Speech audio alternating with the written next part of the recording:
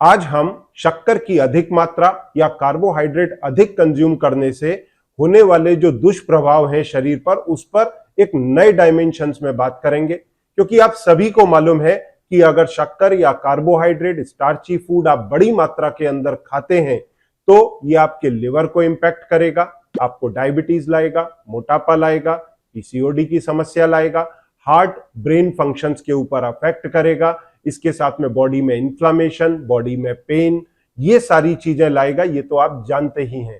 साथ में न्यूरोपैथी और अन्य सारे कॉम्प्लिकेशन। परंतु आज हम इस बात की चर्चा करेंगे कि ये किस प्रकार से हमारे ब्लड के ऊपर इंपैक्ट करता है।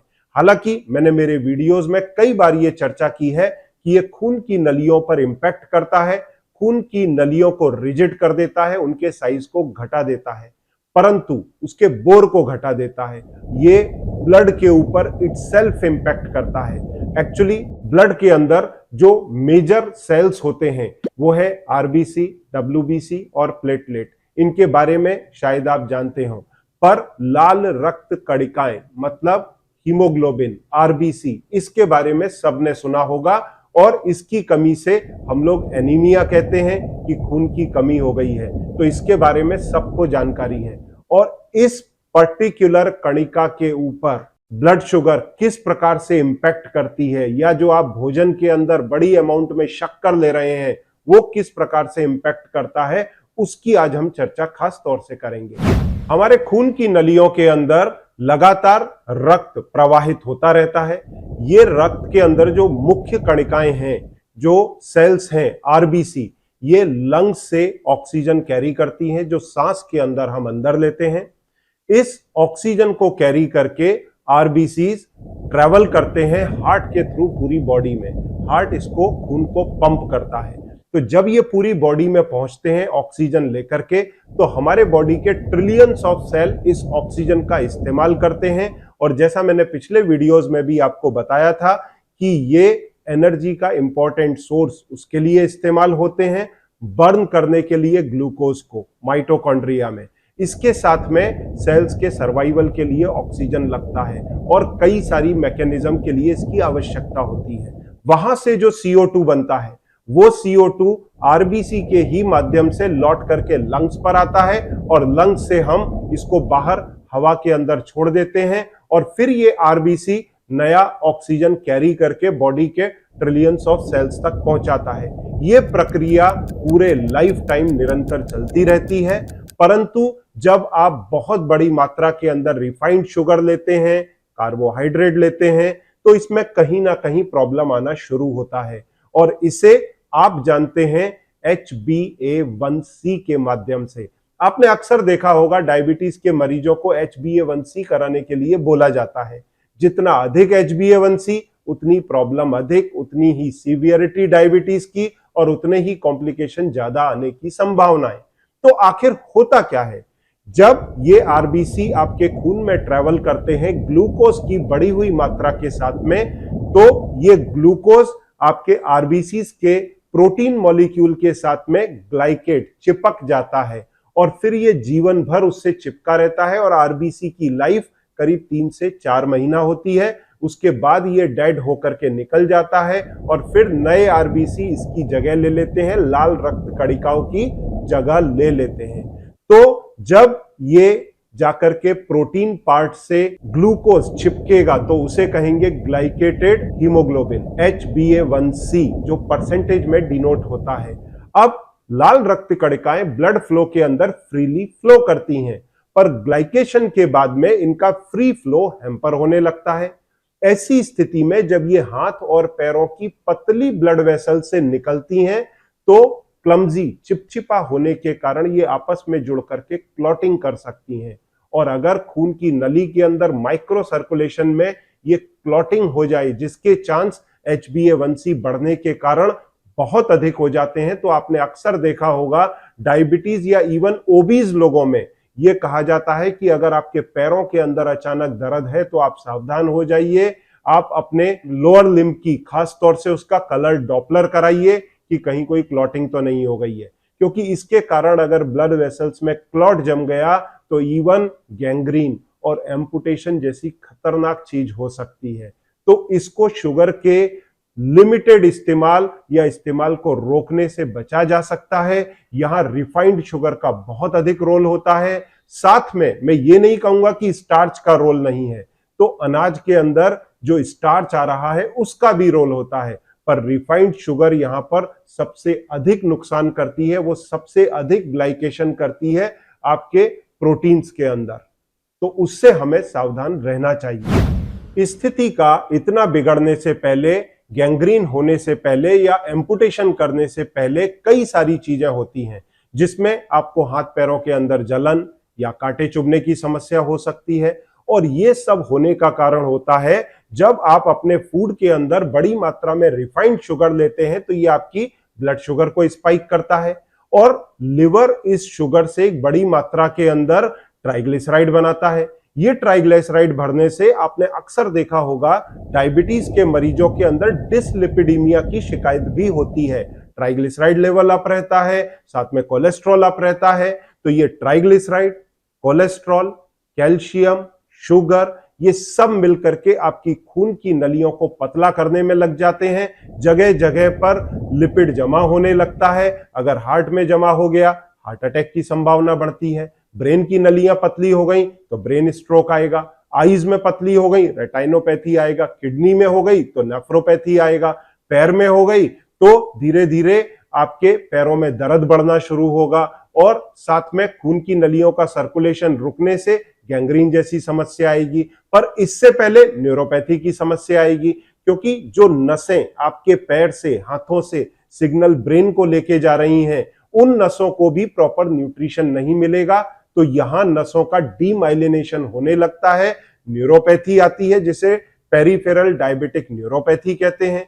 हाथ पैरों में पतलापन आता है, बॉडी में इम्बैलेंस आता है, ऑर्गन्स के फंक्शंस डिसरप्ट होने लगते हैं। ये सारी चीजें बड़ी मात्रा में होती हैं अगर आप भारी मात्रा में रिफाइंड शुगर का सेवन करते हैं तो ये सारी चीजें, साथ में लोगों को सेक्सुअल प्रॉब्लम आती है, महिलाओं में पीसीओडी की समस्या आती है।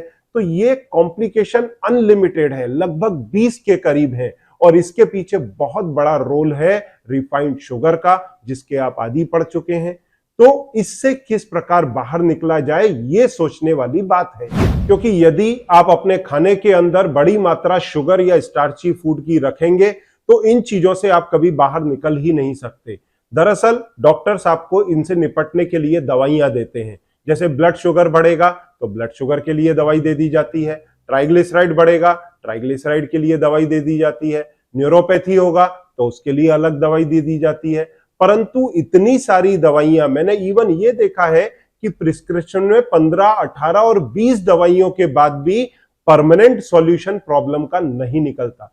तो बेसिकली हमें देखना चाहिए इसका रूट कॉज क्या है, और रूट कॉज को अगर हम एड्रेस करेंगे तो एक परमानेंट सॉल्यूशन निकलेगा। और रूट कॉज है हमारे फूड के अंदर आने वाला रिफाइंड कार्बोहाइड्रेट, जो एक बहुत बड़ी मात्रा मीठे के रूप में, शक्कर के रूप में आता है, क्योंकि हम उसके एडिक्ट हो गए हैं, या फिर स्टार्च के रूप में आता है।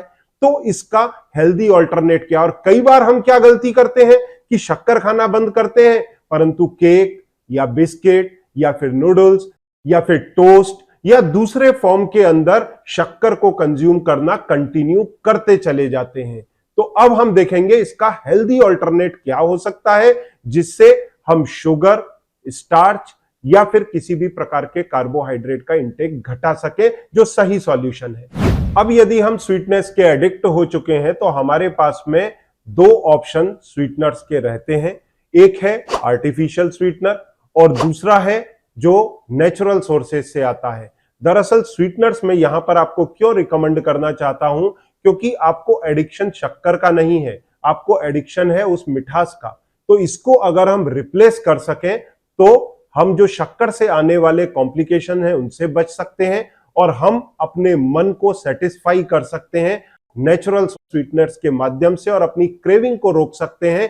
क्योंकि कई मरीज मेरे से कहते हैं कि कई बार खाना खाने के बाद में मीठे की क्रेविंग होती है, उसके लिए हम क्या करें? तो अक्सर मैं उनको बोलता हूं कि आप चाय, कॉफी, ग्रीन टी इस तरह की चीजें ले सकते हैं और उसके अंदर आप स्वीटनर्स का यूज करें। अब जहां तक सवाल है आर्टिफिशियल स्वीटनर का।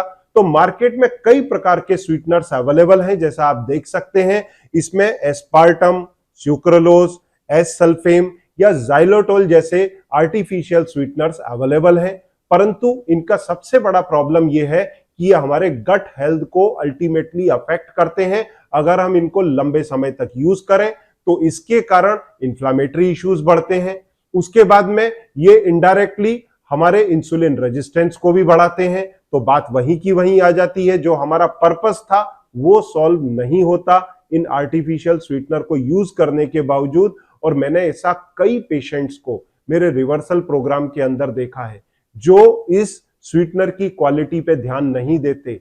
धीरे धीरे देखने में आता है कि उनकी ब्लड शुगर दोबारा से बढ़ने लगती है।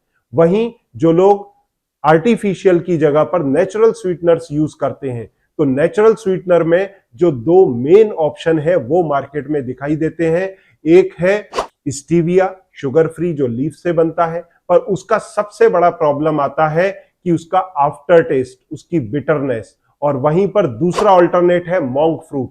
तो इनका अगर एक परफेक्ट कॉम्बिनेशन अगर यूज किया जाए तो हम स्वीटनेस पा सकते हैं, हमारी स्वीट्स की क्रेविंग्स को रोक सकते हैं, स्वीट से, मीठी चीजों से, शक्कर से आने वाले कॉम्प्लिकेशन से बच सकते हैं, और जो आर्टिफिशियल स्वीटनर्स के कॉम्प्लिकेशन शरीर पर आते हैं उनसे भी बचा जा सकता है। तो जब मैंने मार्केट सर्वे किया ये जानने के लिए ऐसा कौन सा नेचुरल स्वीटनर अवेलेबल है मार्केट के अंदर जिसमें सभी प्रकार की क्वालिटीज हो, तो मैंने देखा कि जीरो शुगर उस पर परफेक्ट उतरता है।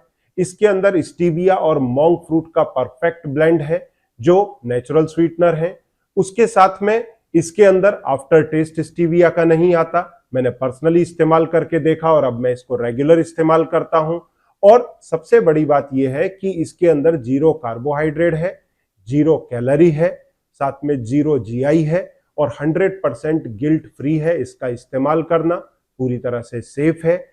इसको इस्तेमाल करने से और कई सारे बेनिफिट होते हैं। आपकी स्किन का ग्लो मेंटेन होता है क्योंकि मोंक फ्रूट के अंदर एंटीऑक्सीडेंट्स हैं, तो वो आपको हेल्प करता है। हार्ट हेल्थ, डायबिटिक हेल्थ या फिर ओबेसिटी को कम करने के अंदर आपको हेल्प करेगा।